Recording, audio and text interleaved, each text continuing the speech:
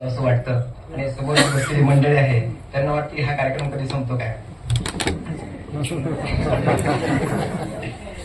शिक्षणाच्या क्षितिजावर बुद्धिवैभवण करणारा ज्ञानसूर्य कर्मवीर बाबासाहेब दत्ताळे यांच्या विचारातून साकार झालेली शिवाजी शिक्षण प्रसारक मंडळ संचलित शिवाजी महाविद्यालय बार्शी आज येथे साठे सरांचा सेवा गौरव समारंभ आहे. विचार मंचावर उपस्थित आदरणीय बापू चितोळे सर, प्राचार्य साहेब, साठे सर, साठे मॅडम आणि प्रेम प्रज्ञा आणि प्रतिभेच्या सभामंडपात उपस्थित सर्व ज्ञानेश्वर.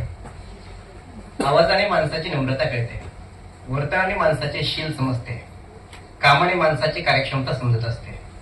माणसाची वाणी शुद्ध आणि सात्विक असावी, त्यामुळे समोरच्या व्यक्तीमध्ये आदर वाढतो. अशा प्रकारचा संस्कार विद्यार्थ्यांवर करणारे आदरणीय साठे सर आज सेवा निवृत्त होत आहेत. परवाच्या दिवशी सरांचा फोन आला. आज सगळेजण जे आहेत ते प्राध्यापक आणि कलिग म्हणून बोलत आहेत. मी सरांचा विद्यार्थी आहे आणि कलिग पण आहे. 2 वर्ष मी CHB इथं केलेले आहे आणि त्यानंतर माझं स्वामी विवेकानंद शिक्षण संस्थेमध्ये सिलेक्शन झालेलं आहे. म्हणून एक मी आल्याबरोबरच नाव दिलं की मला एक थोडस बोलू द्या. सरांच्या बद्दल सांगायचं झालं तर एवढं काही मला माहित नाही सरांचं. त्याचं कारण असं आहे की मी अनेक वेळा सरांच्या घरी गेलो पण सर कधी घरी सापडायचे नाही.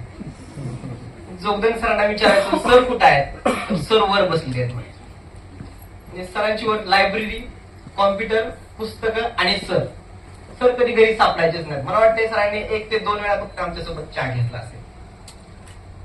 ते घरी कधीच सापडायचे नाहीत.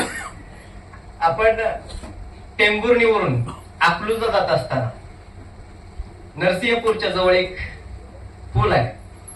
त्या पुलावरून जर आपण खाली पाहिलं तर भीमा आणि नीरा नदी हे एकमेकांना मिळतात, त्याला आपण संगम म्हणतो.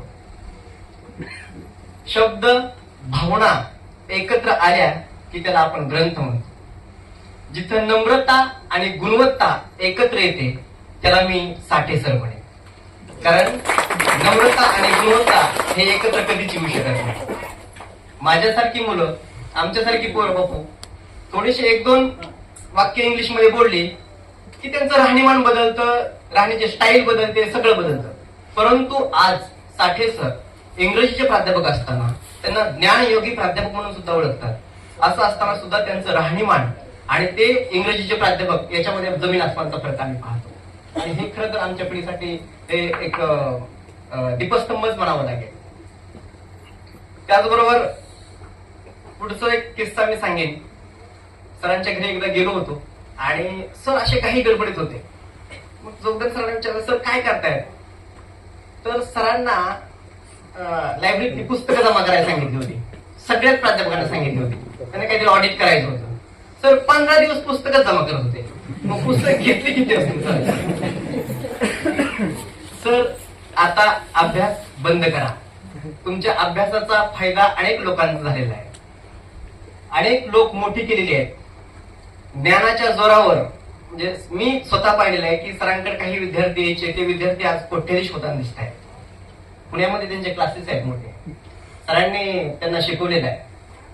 परंतु आज कुटुंबाला वेळ द्या. कारण चंद्रभागेच्या वाळवंटात भगव्या झेंड्याखाली अध्यात्माची लोकशाही समजावून सांगणारी संत मंडळी सुद्धा आपल्या महाराष्ट्रामध्ये होऊन गेलेली आहे. देश विदेशात जा, मॅडमला वेळ द्या. महाराष्ट्रामध्ये सुद्धा फिरा. कारण दुधी काचेवर असलेला देखना चेहरा जसं संसारात गुपित सांगतो, तू अधिक मी मिळून जग तयार होते. आणि त्यातून जर एक वजा केला तर वजाबाकी 0 येते. वजाबाकी दोघातून कधीही 0 येऊ देऊ नका. मी जाता जाता एक सांगेन की आता उद्यापासून तुमची पावलं काय महाविद्यालयाकडे वळणार नाहीत. मॅडमला सकाळी लवकर उठून डबा करावा लागणार नाही.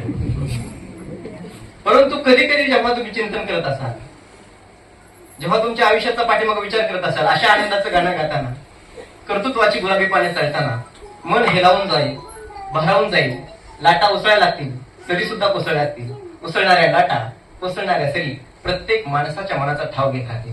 अशा वेळी आमचाही कधीतरी या ठिकाणी आठवण काढा, एवढीच आपल्याला माफक अपेक्षा या ठिकाणी आपल्यासमोर व्यक्त करतो. थांबतो. धन्यवाद.